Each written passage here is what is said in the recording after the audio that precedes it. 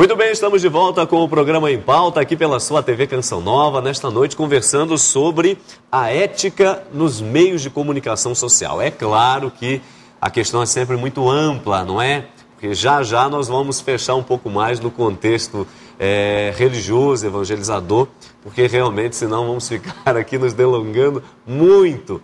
Mas a ética, ela perpassa todos os meios, não é? E é sobre isso que queremos nos deter. Antes de continuarmos a nossa conversa, quero convidar você a mandar um e-mail para a gente. Nosso endereço eletrônico você já conhece, empauta@cançãonova.com. Empauta tudo junto, @cançãonova.com, tá ok? Você manda aí a sua sugestão, faz o seu comentário, sugere algum tema que você queira ver debatido aqui no nosso programa. Mande o seu e-mail, tá certo?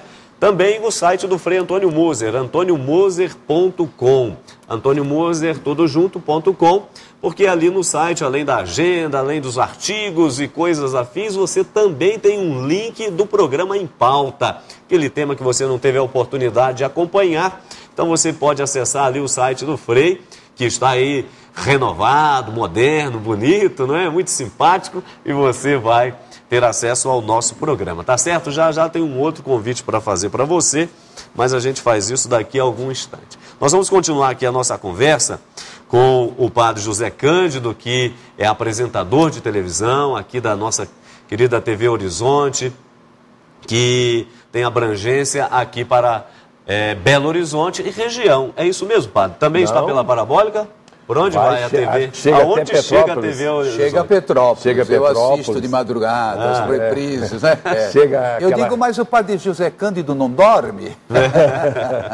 Chega até o Espírito Santo, chega a região serrana do Rio, em alguns lugares. Chega a muitos lugares, chega ao norte do Brasil, porque ela tem formas de ser... De retransmissão. De retransmissão, não são as formas tão comuns assim, mas chega. Tá certo, olha aí. Então estamos conversando aqui e tendo a alegria de ter a presença do padre José Cândido e do nosso querido Frei Antônio Moser.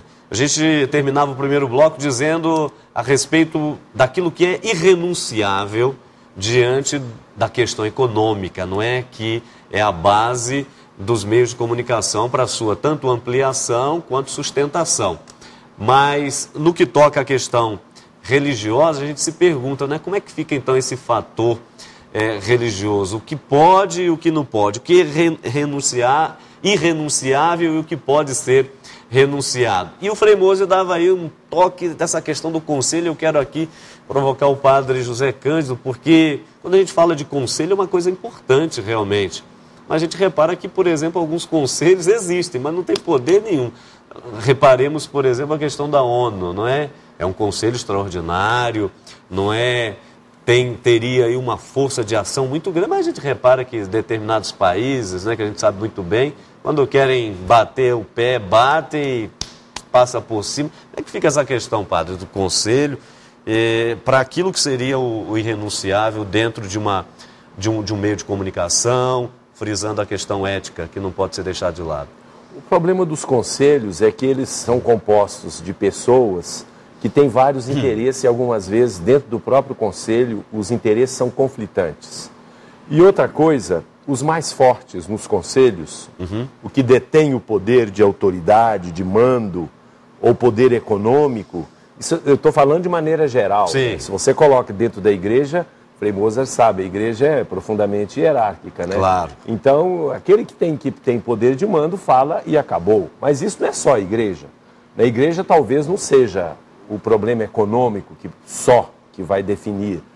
Mas em outras instâncias, né, na TV, na ONU, tem os Estados Unidos, eu mando e acabou, né? Eu quero assim desse jeito e é difícil que haja alguém que possa contrapor aqueles que têm esse poder de mando. No mundo em geral, esse poder de mando está ligado ao dinheiro, está ligado à economia. Os outros que dependem economicamente têm que seguir a linha, né? Então isso existe muito. Além disso, existe o próprio fato do relativismo entre aspas, porque a palavra relativismo, ela pode ter alguma coisa também positiva, claro, né? Do relativismo existir em todos nós, né? Mesmo nós que somos de uma mesma comunhão católica, etc., há formas diferentes de pensamento, etc. De modo que, se é possível um diálogo, bem. Se não é possível um diálogo, vai haver conflitos. E eu estou perguntando isso, Frei Antônio Moura, justamente porque temos acompanhado aí ultimamente, e aqui no Em Pauta, inclusive, tivemos alguns programas especiais a respeito desse programa, polêmico programa, né? Programa Nacional de Direitos Humanos. Entre outros temas, tem ali também a questão dos meios de comunicação e parece que dando a entender um certo controle da imprensa, cerceamento da opinião, da veiculação de notícias. A gente teve, inclusive, o caso do jornal Estado de São Paulo, que foi cerceado de alguma maneira. De alguma maneira, não, foi de fato, né? Não dá para ficar aqui falando por alto, não. Foi de fato. Então a gente se pergunta, não é... Como é que o senhor enxerga isso daí, esse receio da nossa parte de ter aí, de repente, os meios de comunicação cerceados, fechados, controlados? Isso é um receio normal ou isso tem aí uma razão de ser?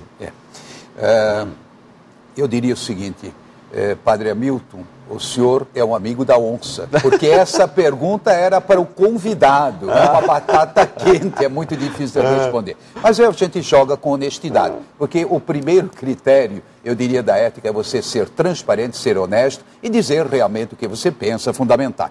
Veja bem, não se trata apenas do Brasil. Todo poder tende a ser poder absoluto. E o poder é demoníaco. O poder é demoníaco, nesse sentido assim de, eu diria, se apoderando de tudo. Por isso que você tem 3 poderes na República e que nem sempre estão bem equilibrados, mas é necessário. E mesmo dentro da Igreja, você tem, eu diria, uma distribuição dos poderes, embora haja a figura central do Papa, mas você tem, vamos dizer, não só os cardeais, o colégio dos cardeais, os bispos, as conferências episcopais, mas eu diria, há toda uma estrutura de partilha de poder. Embora, não é, como o padre José Cândido sabe, não é, existe uma questão de hierarquia. Agora, o que acontece? No nosso caso, de fato, aquela primeira elaboração, não é, felizmente já retiraram, já revendo, viram, né? A reação foi muito grande. O que haveria de necessário? Eu acho que deve haver um aprimoramento do código de ética elaborado pelos próprios comunicadores, ou ao menos com a participação ativa, como os médicos fizeram agora. Não, vamos discutindo, etc. E não simplesmente de uma maneira autoritária. Depois, quem está no poder nunca pode se esquecer que esse mesmo poder da mídia pode se voltar contra você. Os bandidos viram heróis e os heróis viram bandidos. É questão do momento histórico.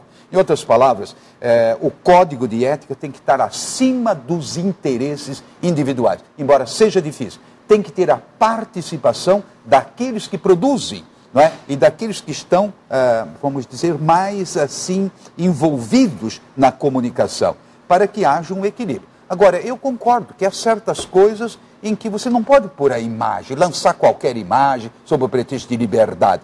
Isso é libertacionismo. É importante que haja limites. Agora, quem estabelece, aí é que vem o dilema.